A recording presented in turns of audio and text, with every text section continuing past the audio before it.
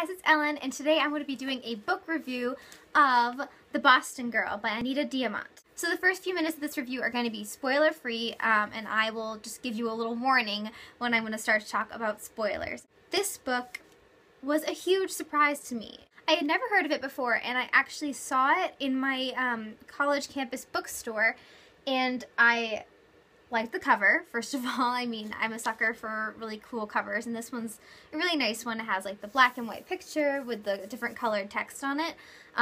It looks, I mean, the word Boston stood out to me because I'm from the Boston area, and then the picture of a girl reading a book on the cover, again, was, you know, kind of a thing that I was interested in. And so I picked it up, read the inside cover, and I learned that it was about a woman named Addie, and she is basically telling her life story to her granddaughter. So after I saw that this book was about a woman talking about her life story, an older woman, I thought that seemed kind of interesting, especially since her life, the majority of her life takes place in Boston. I immediately started reading it, and I found that from the get-go, it was a very unique book. So one would expect that if this is a story about a woman telling her life story to her granddaughter, that the granddaughter would be a character in the book. But she's really not. The reader finds out that the granddaughter's name is Ava, but she never says anything to the grandmother in the story. So you really just get this one story from the grandmother. Throughout the book, it would never took me out of the story, reminding me that this woman was telling her story. It was just a different way to go about it, and I thought that it was really quite effective. One of the things that I really loved about this book is that it's really short, but it covers the entire life of this woman. Like, you find out pretty much everything about this woman, and it never feels rushed. She sort of slows down at points that are more important in her life, like more pivotal moments, and then she speeds kind of through less important moments, but I still never feel like she's just like, you know, just saying it just to get it out of the way. I really do feel like she did justice to this woman's life without feeling like she rushed through it in 320 pages, which I think is a very cool thing and really hard thing to do. Another thing that I really loved about this book is that it covered really important topics. And no, it didn't go completely in depth about a lot of these different topics, but it mentioned them, and it gave them some visibility, I'd say. It takes place in 1900 to 1985, which is the woman's lifespan. The main character, Addie, is growing up in Boston, the South End, and she is from an immigrant family. So already there's this issue of immigrants in Boston and in America, and how they dealt with this new lifestyle. There's also mentions of sort of tensions between different immigrant groups that existed in this area. Other topics that this book covered really well are, it talks about lynching and birth control, abortion. The characters also talk about different issues that women faced in this time period. So, you know, discrimination in the workplace. There was this idea of the new woman happening around this time period, and like the modern woman. And so Addie kind of goes through this change in herself where she is becoming one of the new women of the time period. And so she, in one scene, she tries on a pair of pants, and she's never tried on pants before, and the woman who gives them to her says, I think that all the women in the future are going to be wearing pants.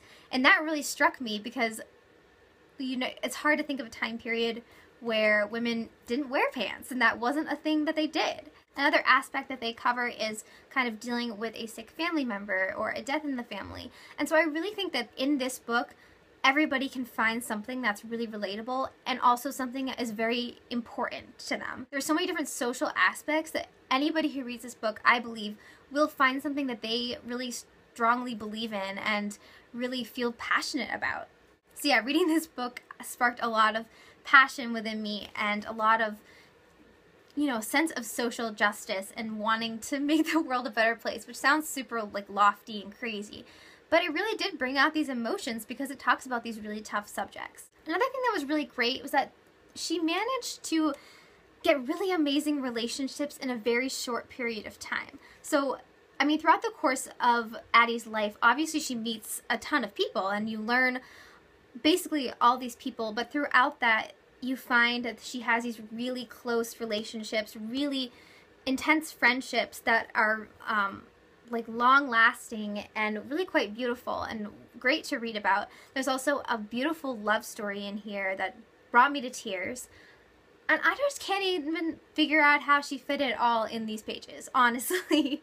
Alright, so this is the part of the video where I'm going to talk a little bit more about some possibly spoiler parts of the story. There were some scenes in this book that made me feel so passionately angry, some that made me feel so happy, and some that made me feel really sad. There was just the gambit of emotions in here. And one of the scenes that really made me so angry was the one with Harold Weeks. Harold Weeks is the first sort of boyfriend that Addie has, and he is like aggressive, and he ends up, you know, trying to force her into having sexual relations with him. I was really proud of the way that Addie dealt with it, but also I felt so sad that she felt responsible for the way that this man was acting towards her. And I think that that was a really common feeling of the time period, and even now I think that sexual abuse can be can involve victim blaming, and I think the victims also blame themselves sometimes. And so I thought that was a really powerful part to all of this. Another chapter that really stands out to me is the one where she is taking a class on Shakespeare. And I thought this chapter was one of the most well-written chapters of the whole book. She goes to the Shakespeare class, and basically the professor reads out the entire play of Romeo and Juliet. And every time, and then he reads it again and again, and until the class is over, and they analyze it throughout. And every time they read it through, they find new nuances about the text. And of course, I'm a personal lover of Shakespeare. I'm a huge fan, and so this was a really cool scene for me.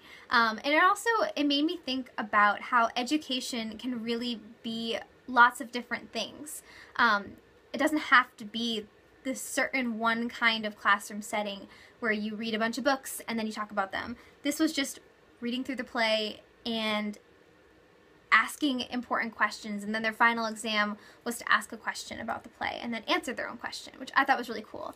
And then the main character's analysis, looking back of this class, the reason why it was so important to her, she thinks about how she saw the play Romeo and Juliet so many times throughout her life after this time period, and it really made her connect and engage with the character, with the text, and she saw it from so many different points of view throughout her life. So I thought it was really cool that this one learning experience that she had carried on with her throughout her entire adult life. The character of Erin, who ends up being the love interest in Addie's life, I just absolutely love that character so much. I just fell in love with him, basically. Their love story was just, it was so organic in the way that it formed. It didn't feel like insta-love to me by any means. Even though it was a quick relationship, it just seemed so sincere, and they really, you know, bonded on these really deep levels. And then I loved how the author kind of revealed throughout the narrative that what ended up being the grandfather of the granddaughter that she is talking to and telling this story to. So it was really cool to see how I know as a granddaughter, it would be really cool to hear the life of my grandma and how her and my grandfather met. So reading it from that perspective gave it a more of like, it had more meaning to it, because you know that this ends up being a relationship that is important enough to yield this child that she's telling this story to. And I just thought that he was so sweet, and all of his letters back and forth, I just was like beaming every time I read them. They were so cute. So overall, I think the author really made this relationship just something so warm and happy within this book, because there is a lot of sadness in the book. There's some very dark points that she makes, and so this was a really nice, light love interest that she had that fit so beautifully in here, and I just really enjoyed it. There were some quotes in this story that I really found stood out to me and were really said something to me. They really spoke to me. Other topics that this book talked about are issues of the war and war veterans.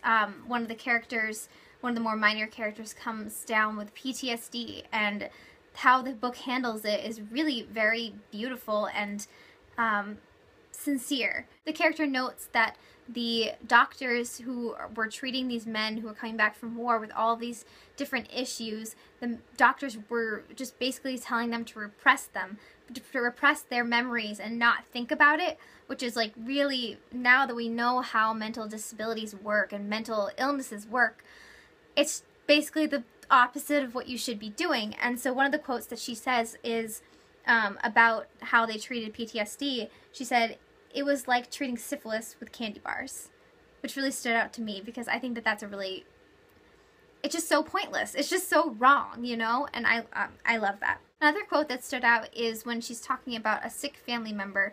And I've had sick family members before, and it is just such a difficult thing, and it's so hard to capture in words exactly what it feels like. But I think she does a really good job. She just, it's simple, but she says, "My world got very small, the way it always does when someone in your family is sick."